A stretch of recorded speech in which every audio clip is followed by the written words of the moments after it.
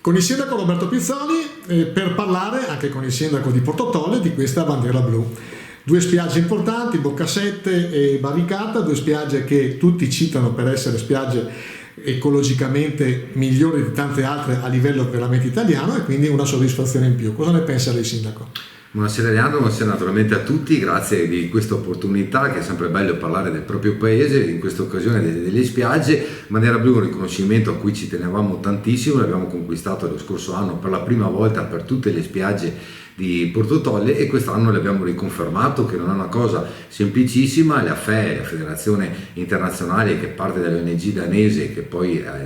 trasmette a FEE Italia tutti i parametri, sono parametri anche molto restrittivi, perché all'interno c'è un po' di tutto, non è solo naturalmente la qualità dell'acqua o della spiaggia, ma c'è dalle reti fognarie, dagli acciamenti, alla ricettività, alle buone prassi ecologiche, alle questioni ambientali, alle certificazioni, quindi è un lavoro molto corposo, tant'è che quest'anno dei 201 comuni 15 sono nuovi, ma 21 hanno perso la bandiera blu, quindi insomma mantenerla è pur sempre un elemento di pregio anche a livello di promozione territoriale, e ricavandoci in quel contesto che vede l'associazione di costa, quindi tutte le spiagge del litorale veneto, adriatico, tutte con la bandiera blu come noi. Ecco, il cliente medio delle spiagge del Delta, nel mio immaginario, erano persone indigene del posto, però ci dicevano gli operatori, in particolar modo di Barricata, che la stanno scoprendo i vicentini, i veronesi, i padovani, i trevigiani.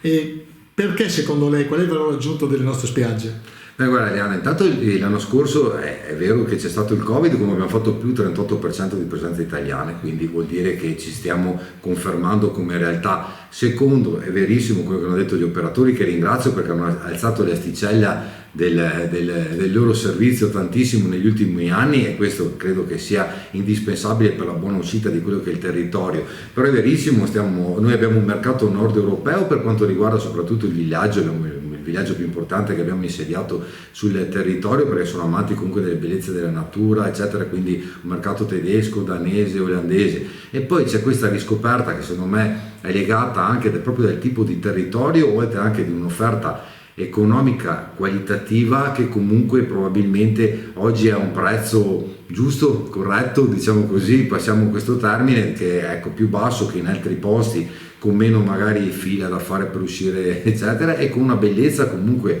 della spiaggia e anche dell'ambiente circostante che sicuramente è stata valorizzata negli ultimi anni, e come dicevi benissimo prima tu, e lo posso anche confermare dalle varie mail che mi arrivano, anche tutto, c'è una conferma non solo dei polesani, perché abbiamo anche tantissimi rudigini che vengono qua, ma anche di padovani, vicentini e veronesi. Sindaco, la ringraziamo e come sempre disponibilissimo, grazie. Ci mancherebbe, un piacere tutto mio, una buona serata a tutti.